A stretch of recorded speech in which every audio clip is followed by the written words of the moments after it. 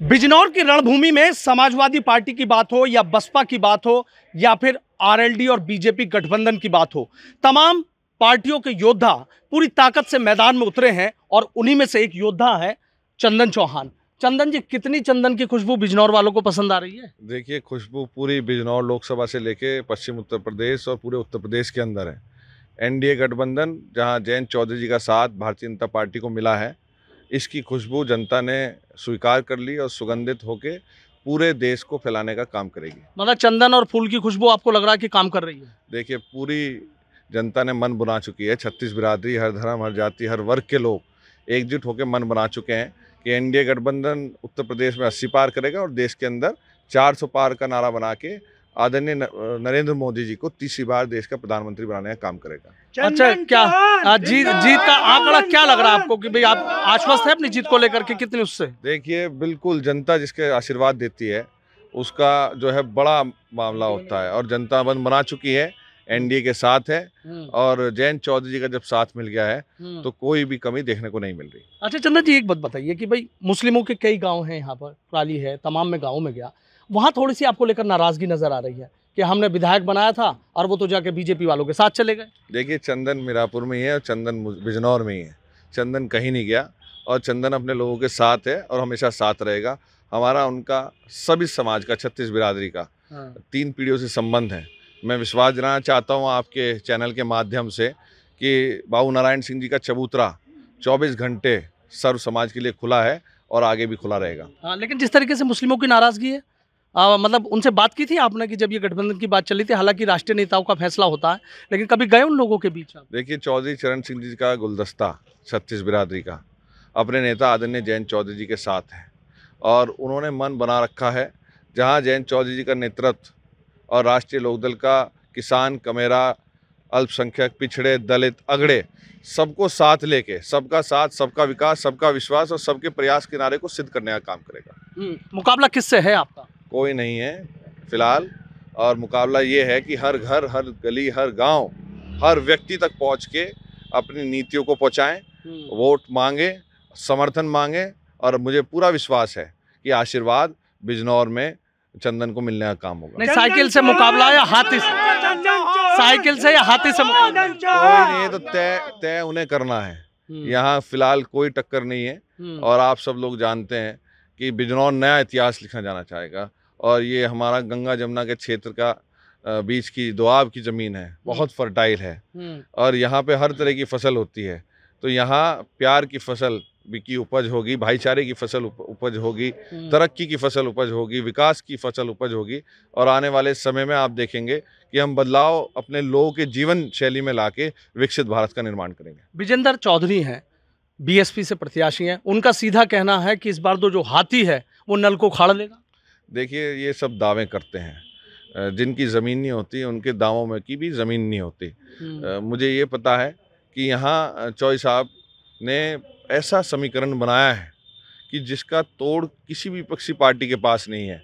आदरणीय मोदी जी की स्वीकार्यता है, जैन जी की स्वीकार्यता है और एक मैं सामान्य कार्यकर्ता होने के नाते, बाबू नारायण सिंह जी मेरे दादा उप मुख्यमंत्री रहे इस प्रदेश के, संजय चौहान जी यहाँ से पूर्व में सांसद रहे, विधायक रहे और जब भी पूरा सब 36 बिरादरी का समर्थन था, आज भी उन्हीं का आशीर्वाद है जो फल फूल रहा है और मुझे पूरा विश्वास है, ये विश्वास को मैं कभी डिगने नहीं दूंगा। लेकिन जिस तरीके से बसपा वाले कह रहे हैं कि दलित मुस्लिम समीकरण है हमारा, बहुत मजबूत समीकरण है, इस बार फूल भी मुरझा जाएगा और नल से पानी भी नहीं निकलेगा, सूख जाएगा। मैंने पहले भी कहा, मैं कहने लगूँ अकेला मैं जिता दूंगा। जीतता वो है जिसे 36 बिरादरी का समर्थन मिलता है, सर्व समाज का मिलता है। समाज में कोई छोटा बड़ा, कोई ज्यादा कम नहीं होता। ये समर्थन हमारे पास है और किसी के पास है ही नहीं। लेकिन विजेंद्र कह रहे हैं कि इस बार तो हाथी यहाँ पे जीतेगा, पिछली बार भी हम जीते थे, इस बार भी हम जीतेंगे। देखिए, हवा में उड़ने के लिए जड़ें मजबूत होनी चाहिए, ऊंचा उड़ान भरने के लिए। जिनकी जड़ें नहीं हो ऐसी बात करते हैं। आपको लगता है विजेंद्र सिंह जड़ें चंदन चौहान चौधरी विजेंद्र की जड़ें नहीं है? इंडिया गठबंधन चंदन चौहान। आपको लगता है कि जो बीएसपी कैंडिडेट है उनकी जड़ें नहीं है? नहीं, किसी की जड़ें नहीं है। जड़ें चौधरी चरण सिंह जी की, बाबू नारायण सिंह जी की और इनकी विरासत की है और जो बहुत गहरी हैं और विश्वास से बनी जड़ें हैं वो कभी खत्म होने, ऊपर वाले के आशीर्वाद से 36 बिरादरी सब साथ हैं और जो नौजवान पीढ़ी अब आ रही है उनमें उनका पूरा विश्वास है। समाजवादी पार्टी की बात कर लेता हूँ, दीपक सैनी है, वो भी तो साइकिल लेकर निकल रहे हैं कि चंदन से आगे निकल जाऊंगा, मेरी तो साइकिल है। देखिए, जब नल का चल रहा है तो नल की रफ्तार इतनी है चलाने की कि सब बह जाएंगे, कोई नहीं है सामने। और ये चुनाव पिछड़ चुके हैं, इसमें ये मैंने पहले ही बताया आपको, ऊंचा उड़ने के लिए ज़मीन में जड़ें गहरी होनी चाहिए। और यहाँ जड़ें राष्ट्रीय लोकदल परिवार की, बाबू नारायण सिंह जी परिवार की और भारतीय जनता पार्टी के हमारे सबके यशस्वी प्रधानमंत्री नरेंद्र मोदी जी की स्वीकार्यता, उसका तोड़ किसी भी पक्षी पार्टी के पास नहीं है। एक आखिरी सवाल मेरा ये है कि फिर उसी बसपा पे घूम के आ जाता हूँ, बसपा वाले आप ही से क्यों कंपटीशन मान रहे हैं? सीधे कहना है कि भाई चंदा, आपको उन्हें पता होना चाहिए, उनको उनका मसला है, वो कहाँ दिमाग लगाए। ये जनता का चुनाव है, जनता ने अपने हाथ में ले लिया है। मतलब आपसे अगर चुनाव कहेंगे या आपसे चुनाव लड़ेंगे तो लगता है कि ज्यादा मजबूत होगा? मैं तो सामान्य कार्यकर्ता हूँ, मैं बहुत छोटा हूँ, मैं अकेला कुछ नहीं कर सकता।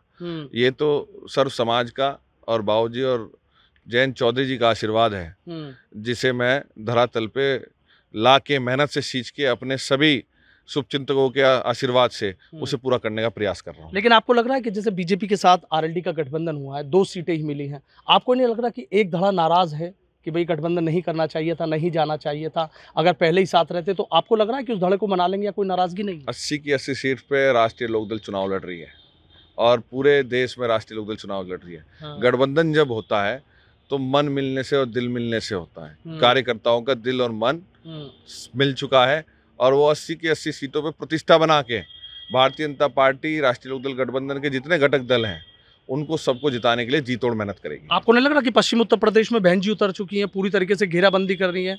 आकाश आनंद ने उनको भी मैदान में उतार दिया, भाई घेर लो इस बार तो बीजेपी को आरएलडी। बहुत लेट हो चुके सब। जयंत चौधरी जी बहुत दिनों से मैदान में हैं, हम सब उनके सामान्य कार्यकर्ता मिलके चुनाव की तैयारी में बहुत पहले से लगे हुए थे। चुनाव तो अब जनता मन बना चुकी है, 19 तारीख के इंतजार में है और आप देखिए बिजनौर में नल का चलने का काम होगा और जहां भारतीय जनता पार्टी का सिंबल है वहां पूरा करने का काम होगा। एक सवाल मुझे और ये बताइए कि इस वाली बात में कितना दम है कि भाई मुस्लिमों की सबसे ज्यादा तादाद है यहाँ पर वोटर्स के रूप में, निर्णायक भूमिका में है।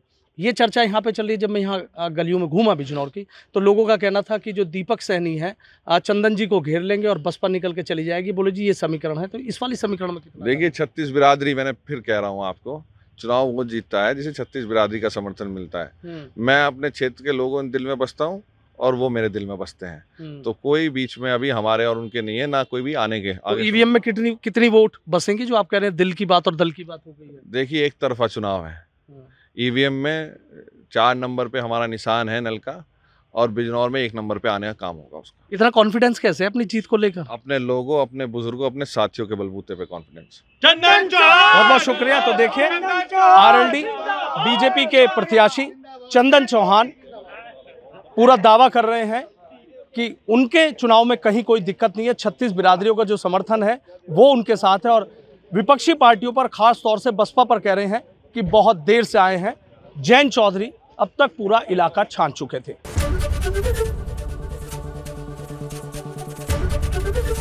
एबीपी गंगा, खबर आपकी, जुबान आपकी।